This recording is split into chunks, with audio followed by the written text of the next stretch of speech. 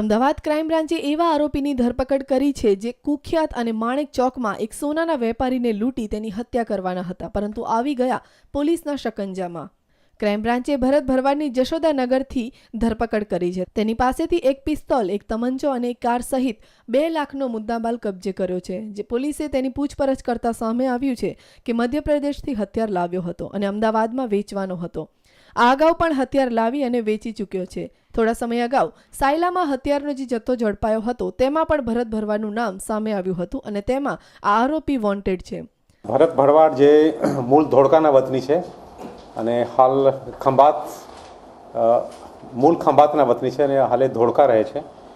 એટલે જે અગાઉ ખૂન, ચોરી અને વાહન ચોરી અને હથિયારના ગુનામાં અગાઉ પણ પકડાઈ ચૂક્યા છે। એમની પાસેથી 2 હથિયારો, કુલ 3 હથિયારો પકડાયા છે અને એમની પૂછપરછ દરમિયાન આ ભરત ભરવાડ અગાઉ આજથી 8-9 વર્ષ પહેલાં મિસ્ત્રી કામ કરતો હતો। એ જ્વેલર્સના ઘરે એમને એ માહિતી હતી કે જ્વેલર્સને ત્યાં દરરોજ લાખો રૂપિયાના હીરા સોના ચાંદીના દાગીના લઈ આવે છે। એટલે એમને ટાર્ગેટ બનાવ્યો હતો કે એમને પાસેથી લાખો રૂપિયાના મિલકતો લૂંટવાના પ્લાનિંગ કરતો હતો। પોલીસ પૂછપરછમાં સામે આવ્યું છે કે આરોપીનો ભૂતકાળ ગુનાહિત છે। અગાઉ પણ ખૂન, ઓઇલ ચોરી, વાહન ચોરી અને હથિયારની હેરાફેરીના ગુનામાં પકડાઈ ચૂક્યો છે। પોલીસ ભરત ભરવાડે ઘટસ્ફોટ કરતા જણાવ્યું હતું કે આવનાર સમયમાં તેના સાગરીત કનુ ભરવાડ, દેવેન્દ્ર રાજપૂત અને ભોપાભાઈ ભરવાડ સાથે મળીને માણેક ચોકમાં આવેલા એક સોનાના વેપારીને લૂંટવાનો પ્લાન બનાવ્યો હતો અને આજે સાંજે તેના સાગરીતોને મળવા પણ જવાનો હતો અને આવતીકાલે ગુનાને અંજામ આપવાનો હતો, પરંતુ એ પહેલા જ આવી ગયો પોલીસના શકંજામાં।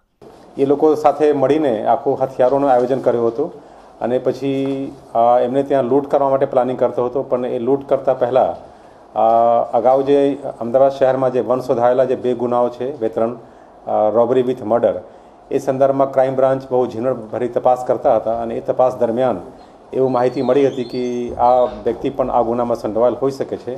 એટલે એ પહેલાં અનડિટેક્ટ કેસીસની તપાસ દરમિયાન આ માહિતી ઉપરથી આ ભરત ભરવાડને ઝડપી લેવામાં આવેલ હતો અને એક માણેક ચોકમાં જે જ્વેલર્સને ત્યાં લૂંટ કરવા જે પ્લાનિંગ કરતો હતો એ પહેલાં પકડાઈ ગયો છે। હાલ પોલીસે તેના રિમાન્ડ મેળવવા તજવીજ હાથ ધરી છે। ભરત ભરવાડની પૂછપરછના આધારે તેના સાગરીતોને પકડવા પણ તજવીજ હાથ ધરવામાં આવી છે।